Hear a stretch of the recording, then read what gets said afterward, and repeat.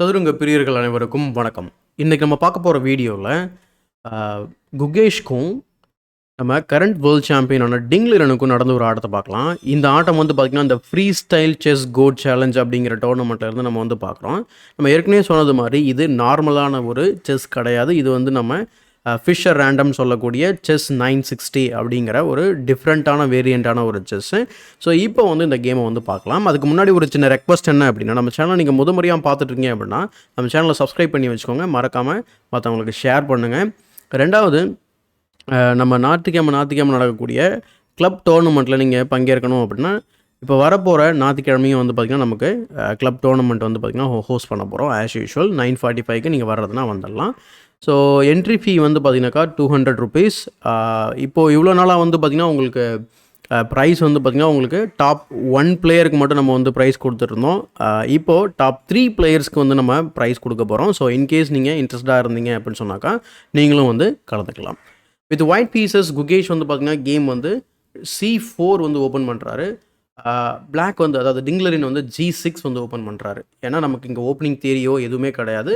இப்போ என்ன பண்ணணும் அப்படின்னா பீசஸை வெளியில் டெவலப் பண்ணிட்டு கேஸ்லிங் வந்து பண்ணுறதுக்கு ட்ரை பண்ணணும். ஸோ எப்படி பண்ணுறாங்க அப்படிங்கிறத பார்க்கலாம்.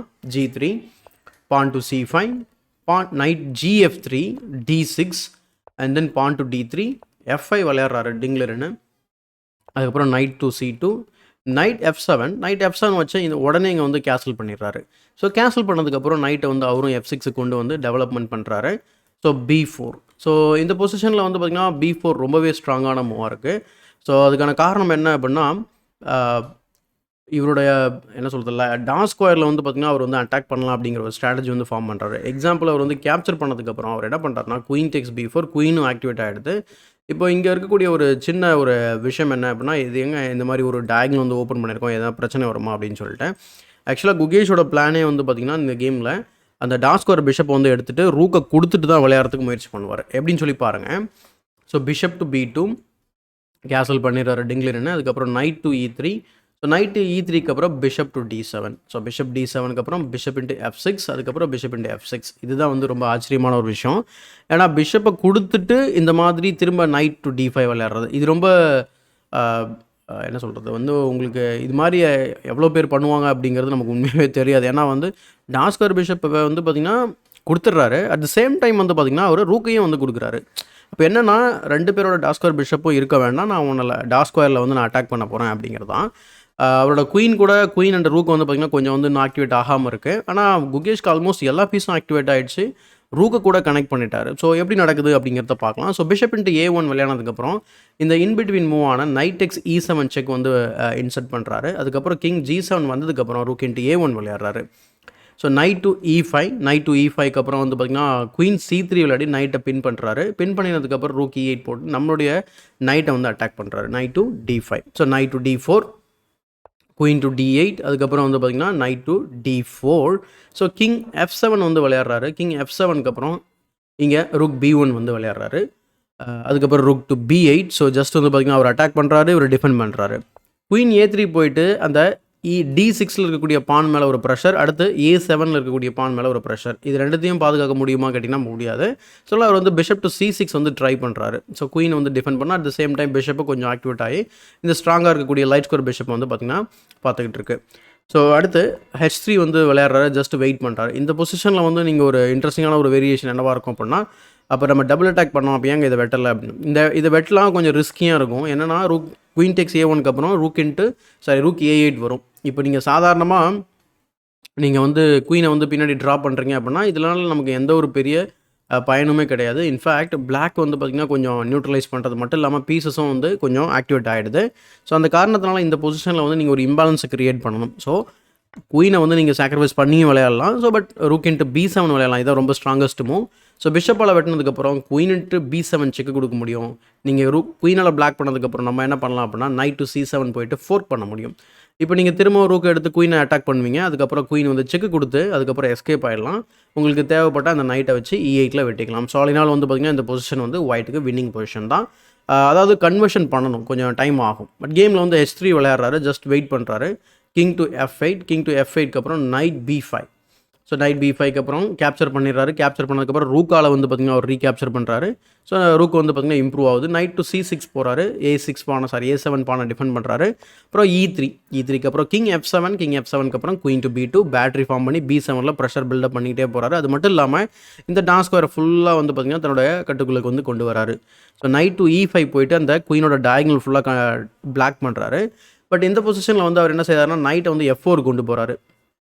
இந்த இடத்துல நீங்கள் வந்து இந்த ரூக் இன்ட்டு B7 விளையாடணும் அப்படின்னு சொன்னால் தாராளமாக விளையாடலாம், எந்த ஒரு பெரிய இஷ்யூவும் கிடையாது. So queen to D7 and then நீங்கள் வந்து குயின் ட்ரேட் பண்ணுறது அவாய்ட் பண்ணுறது நல்லது. பட் ஓகே, இது விளையாடுறதுனால விளையாடலாம். நைட் F4 அப்புறம் பான் டு G5 நைட் அட்டாக் பண்ணுறாரு. அதுக்கப்புறம் நைட் வந்து பார்த்திங்கன்னா மூவ் பண்ணுறதுக்கு முன்னாடி பிஷப் D5 செக்கு, அதுக்கப்புறம் king F6 and then knight to E2. So knight E2க்கு அப்புறம் king G6 pawn to D4 போயிட்டு அந்த ஒரு key defender centre of the போர்டில் இருக்கார், அதை வந்து ரிமூவ் பண்ணுறாரு. ஸோ நைட்டு திரும்பவும் D7 போயிடுது. இவ்வளோ மூவ்ஸ்க்கு அப்புறம் கூட வந்து பார்த்திங்கன்னா டிங்லூரியனோட பீசஸ் வந்து பார்த்திங்கன்னா ரொம்ப ஆக்டிவான ஸ்குவாட்ஸ் வந்து வரலை. அதனால தான் வந்து இந்த கேம் வந்து பார்த்திங்கன்னா ரொம்ப ஒயிட்டுக்கு வந்து அட்வான்டேஜாகவே போயிட்டுருக்கு இது வரைக்குமே. So queen to B1 just வந்து பார்த்திங்கன்னா அந்த பானை பின் பண்ணுறாரு. பின் பண்ணதுக்கப்புறம் நைட் F6 வந்து அந்த சென்டரில் கூடிய ஸ்ட்ராங்கான பிஷப் அட்டாக் பண்ணுறாரு. பட் திஸ் டைம் அந்த B7 வந்து வெட்டிடுது அந்த பிஷப். ஸோ பிஷப் B7க்கு அப்புறம் குயின் D7 வச்சு ஓரளவுக்கு ப்ரெஷர் பண்ண பார்க்குறாரு. பட் இங்கே வந்து பார்த்திங்கன்னா அந்த பான் வந்து பின்னில் இருக்கு இல்லையா, ஸோ அதை அட்வான்டேஜ் எடுத்துக்கிறதுக்கு பான் டு G4 விளையாடுறாரு. அதுக்கப்புறம் ரூக் E7 போட்டு அந்த பிஷப்பை வந்து வின் பண்ணலாமா அப்படிங்கிற ஒரு முயற்சி. ஸோ பிஷப் வந்து பார்த்திங்கன்னா C6 போயிடுது. ஏன்னா நீங்கள் ரூக்கை லிஃப்ட் பண்ணும்போது உங்களுடைய ஓன் ரூக் வந்து பார்த்திங்கன்னா அன்டிஃபெண்டடாக இருக்குது. ஸோ அந்த காரணத்தினால அவர் வந்து பார்த்திங்கன்னா ரூக் இன்ட்டு B5 விளையாடுறாரு. ஸோ C இன்ட்டு B5 நம்மளோட குயின் வந்து வெட்டும்போது செக்கோட ட்ராப் ஆகும். அதனால் ஃபஸ்ட்டு நம்ம இதை வெட்டி தான் ஆகணும். குயின் E6 போகிறாரு. அதுக்கப்புறம் knight to G3 taking advantage the pin again. ஃபைனலாக வந்து கிங் F7 மூவ் பண்ணதுக்கப்புறம் சூப்பரான ஒரு ஸ்கொயரில் போய் நைட்டு உட்காந்துக்குது. அது மட்டும் இல்லாமல் இந்த பொசிஷன் வந்து நீங்கள் அசஸ் பண்ணும்போது கிளியராக ஒயிட்டுக்கோட பானோட ஸ்ட்ரக்சர் வந்து பார்த்திங்கன்னா ரொம்ப கிளியராக பெட்டராக இருக்குது. ரெண்டாவது இந்த பிஷப்பை கம்பேர் பண்ணும்போது இந்த ரூக் வந்து பார்த்திங்கன்னா ரொம்ப பூராக தான் இருக்குது அப்படின்னு சொல்லலாம். ரூக்குக்கு எப்போவுமே வந்து பார்த்திங்கன்னா ஓப்பன் ஃபைல் வந்து கிடைக்கணும். பட் இந்த பிஷப் வந்து பார்த்திங்கன்னா ஐ திங்க் ரொம்ப டாமினேட்டிங்கான ஒரு பிஷப். ஒரே ஒரு பிஷப், அதாவது பிஷப் வர்சஸ் ரூக்கை கம்பேர் பண்ணும்போது நம்ம ஈக்குவலாக இருக்கும். ஈக்குவலான பொசிஷனில் கம்பேர் பண்ணும்போது ரூக்கை தான் வந்து அவுட் ப்ளே பண்ணணும்னு சொல்லுவாங்க. பட் இந்த பொசிஷனில் பார்த்திங்கன்னா அப்படியே உல்ட்டாவாக இருக்குது. இதுதான் வந்து அந்த பொசிஷனில் இருக்கக்கூடிய அந்த வேல்யூ வந்து அந்த பீஸோட பொசிஷனை பொறுத்து வேல்யூ வந்து மாறும், அதாவது அதிகரிக்கும் குறையும் அப்படின்னு சொல்லுவாங்க. அது அந்த வகையில் வந்து பார்த்திங்கன்னா இந்த பிஷப்போட வேல்யூ வந்து பார்த்திங்கன்னா அதிகரிச்சிருக்கு. பட் அதே நேரத்தில் இந்த ரூக்கோட வேல்யூ வந்து பார்த்திங்கன்னா ரொம்ப குறைஞ்சிருக்கு. ஸோ ரூக் வந்து C7 போயிட்டு அந்த பிஷப் வந்து அட்டாக் பண்ணுறாரு. பட் இந்த பொசிஷனில் குயின் டு B4 விளையாடுறாரு குகேஷ். அந்த D6 பானுக்கு ப்ரெஷர் பில்டப் ஆகுது. ஸோ இங்கே இன்னொரு இன்ட்ரெஸ்டிங்கான ஒரு மூவ் என்ன தெரியுங்களா? ஸோ D5 இது பார்க்குறதுக்கு ஒரு பிளண்டர் மாதிரியே தெரியும். ஏன்னா ஒரு பான் நம்ம வந்து எக்ஸ்ட்ரா இருக்குது, அதை நம்ம கொடுக்குற மாதிரி இருக்கும். ஏன் இது பிளண்டர் மாதிரி தெரியும்? ஏன்னா நைட் இன்ட்டு D5 விளையாடலாம் அப்படின்னு நினைப்பீங்க. ஆனால் ப்ராப்ளம் என்ன அப்படின்னா இதில் ஒரு சின்ன ட்ராப் இருக்குது. நைட் இன்ட்டு D5க்கு அப்புறம் நைட் வந்து பார்த்திங்கன்னா ட்ராப்பு. ஏன்னா நைட்டோட டிஃபெண்டர் வந்து பார்த்திங்கன்னா குயின் தான். ஸோ நம்ம நைட் டு D4 விளையாடலாம். குயின் E5 நீங்கள் கன்சிடர் பண்ணலாம். ஆனால் இன்னொரு பிரச்சனை என்ன அப்படின்னா திரும்ப நம்ம நைட் F3 விளையாட முடியும். ஸோ நைட் F3க்கு அப்புறம் நீங்கள் வந்து குயினை மூவ் பண்ணியே ஆகணும். திரும்ப நீங்கள் பழைய ஸ்கொயரான E6 போனீங்க அப்படின்னா ஃபோர்க் இருக்குது. நீங்கள் வந்து F6 போயிட்டீங்க அப்படின்னு சொன்னாக்கா உங்களுக்கு குயின் வந்து பிஷப் வந்து அழகாக வந்து நைட்டை வந்து வெட்டிடும். ஸோ இந்த மாதிரியான வேரியேஷன்ஸ் இருக்குது. அப்படிங்கிறதுனால தான் இந்த இடத்துல வந்து இந்த D5 வந்து ரொம்ப ஸ்ட்ராங்கான மூவாக இருந்திருக்கும். பட் குகேஷ் வந்து குயினை வந்து B4 வச்சு திரும்பவும் அந்த பானுக்கு வந்து அட்டாக் கொடுக்குறாரு.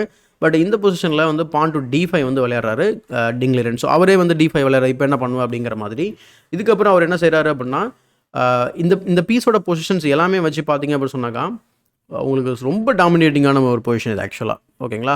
ஸோ அதனால் பேக் ரேங்கில் போய் இங்கே பாருங்கள், இங்கே மாதிரியான இந்த 2 ஸ்கொயரில் செக் வச்சாலே வந்து பார்த்திங்கனாக்கா உங்களுக்கு மேட் ஆகிடும். ஸோ அதுக்கு நம்ம வந்து பேக் ரேங்க் போகணும். அதனால் குகேஷ் என்ன பண்ணுறாரு, குயின் A5 வைக்கிறாரு.